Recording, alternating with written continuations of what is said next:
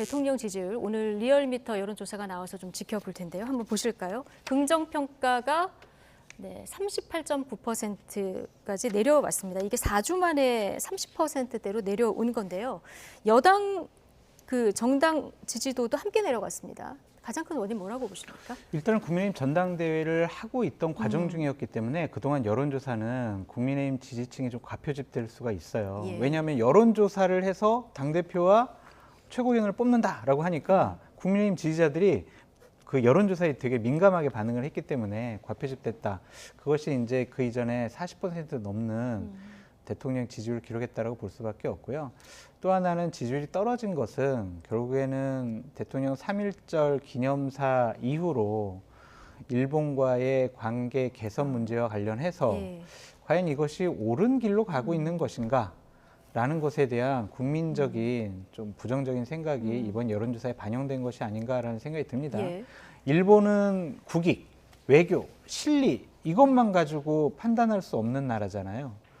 우리가 당한 것이 있기 때문에 감정이라는 부분이 들어가 있습니다. 예. 자존심까지 굽혀가면서 우리가 굴욕적인 외교적인 협상을 통해서 무언가를 얻어내는 것은 국민들이 아마 용납하지 못할 거예요.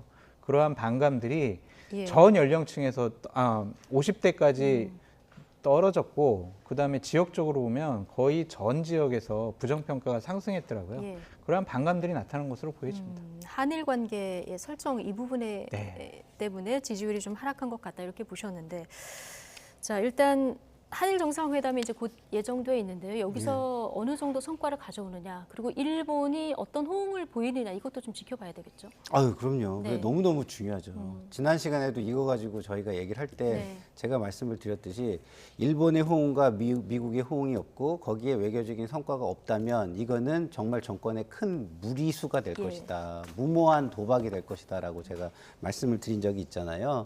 그래서 지금 노심초사 할 거예요. 더군다나 이제 주호영 전 대표가 됐죠. 이제 전 비대위원, 지금 원내대표요. 원내대표가 주호영 원내대표 뭐라고 얘기를 했냐면 마치 나올 것처럼 또 거의 확실한 것처럼 발언을 했어요. 예? 그러면 그렇게까지 얘기를 했는데 만약에 충분한 호응이 이루어지지 않는다? 그럼 제가 볼 때는 그 감정, 그 일 감정과 반 정부 감정이 굉장히 커질 텐데, 드세질 텐데 이걸 어떻게 감당할 건지 지켜봐야죠. 지켜봐야겠죠.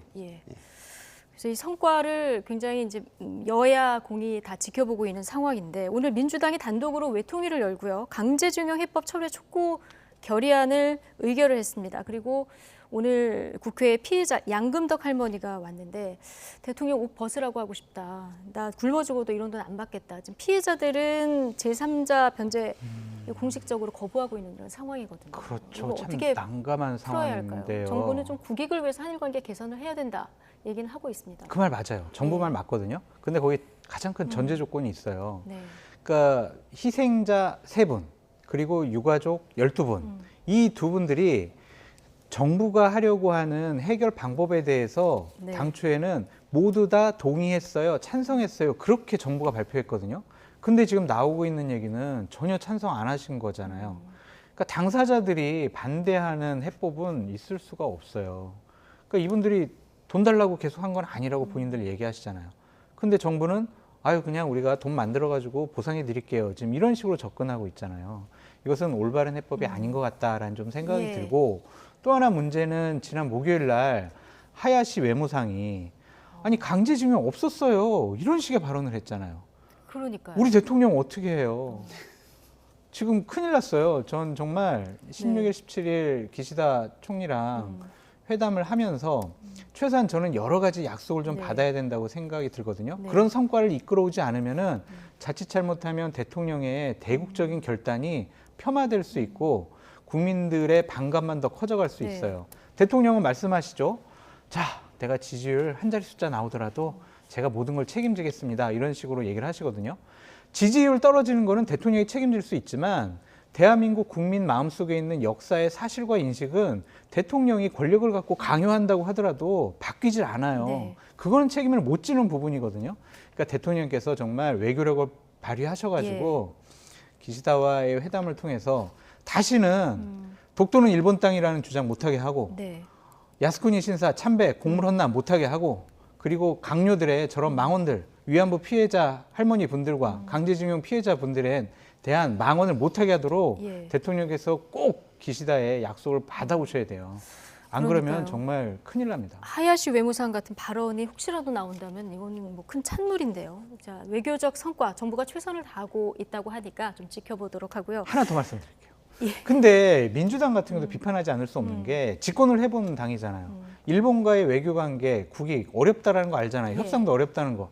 근데 대통령께서 회담하기도 가기도 전에 망국적인 굴욕 예. 외교라든지 이완용과 똑같은 얘기를 하고 있다라든지 뭐 삼전도의 굴욕이라든지 이런 식의 저주의 말을 퍼붓는 것은 옳지 않은 것 같아요. 예. 자, 우리가 예전에 한일 회담 해보니까 이런 게 문제였다. 이런 배상 문제와 관련해서는 이런 성과를 꼭 가져오길 바란다. 예. 라고 해야지 성과가 나오기도 전에 저런 식의 악담을 해대는 것은 집권해본 정당으로서 이런 성과를 좀 주문해 그렇죠. 있어야 되는데. 그거 못 가져오면 비판을 해도 되겠지만 이 부분에 대해서는 이제 저도 좀 이야기를 할 수밖에 없는데 그건 민주당이 그러는 게 외교 협상 전략상 나쁜 게 아니에요. 예. 단지 거기에서 이제 언어가 조금 더 절제됐으면 좋겠다 이런 건 있는데 이렇게 비판을 해주면 외교 협상하는데 전략상으로는 그렇게 나쁜 게 아니에요. 야당이 이렇게 비난을 해줘야 그 기시다 총리한테 가가지고 얘기할 거 아닙니까? 내가 이렇게까지 당하면서도 이런 결단을 했는데 당신들 뭐냐? 어떡할 거냐? 어? 예. 뭐 이렇게 얘기할 수 있는 거 아닙니까? 이 얘기를 제가 지난 정권에서는 네. 보수 패널한테 들었던 기억이 그쵸? 있는 것 같아요. 아니 예. 근데 네. 아무리 그래도 나라 팔아먹은 아니, 그러니까 이완용과 비교하는 게 그러니까, 말이 안 단어는 되죠. 절제를 해야죠. 단어는 저는 양쪽 다 절제해야 된다고 생각하는 예. 게요.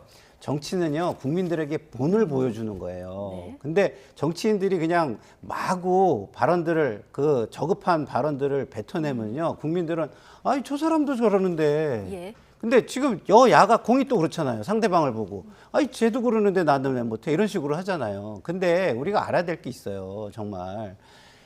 다른 사람의 잘못이 내 잘못을 정당화시켜주지 않습니다. 네. 그 언젠가는 다 그거에 대한 뭐 죄업이라면 네. 죄업 이걸 다 지고 가야 된다. 저는 이렇게 생각합니다. 어쨌든 정상회담을 앞두고 있으니까 발언은 좀 정제되게 써야 된다. 이건 두 분의 공인 지금 얘기를 해주신 부분이고요.